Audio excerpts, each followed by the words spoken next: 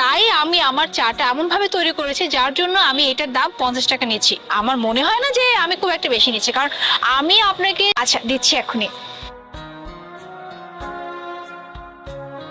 এই যে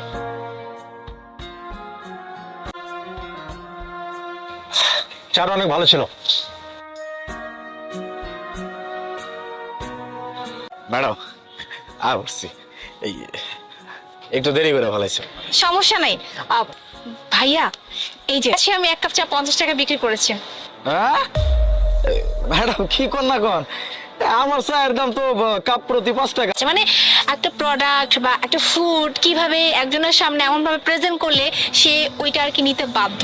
আমি যে প্রাইজে বলে ম্যাডাম আপনি কিন্তু এই টাকাটা যদি আমার নাও দিতেন আমি কিন্তু বুঝতে পারতাম না, আপনি কিন্তু নিয়ে যাইতে পারতেন। না না ভাইয়া, কি বলতে পারবো না। বুঝতে পারছি আপনি মানুষটা অনেক ভালো। আচ্ছা ভাইয়া, আমার তো ইন্টারভিউ সময় হয়ে গেছে, আমি বরং আসি। হ্যাঁ আপনার